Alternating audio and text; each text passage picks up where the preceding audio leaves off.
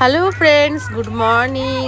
আবার চলে এসেছি আমার চা আর এদিকে দুধ গরম করছি। দুধটা ফুটে এলে রেখে দেব, আর বিকালে চা করতে হবে। আর চায়ের সঙ্গে খাবো পরোটা। পরোটা আমি ভেজে নিলাম।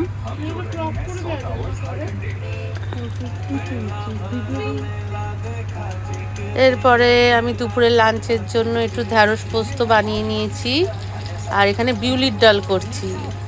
তোমরা জানাবে কমেন্টসে কে কে বিউলির ডাল খেতে ভালোবাসো।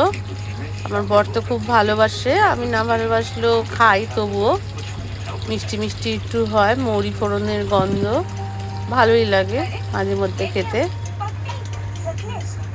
আর ডালের সঙ্গে আজকে আছে আলু ভাজা আর বেগুন ভাজা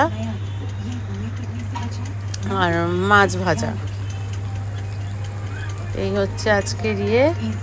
আর এই দেখো, সন্ধেবেলায় খিদে পেয়েছে, কি খাবো একটুখানি ওই চানা মশলা করা ছিল, তাই খেলাম। এবার আমার কাজ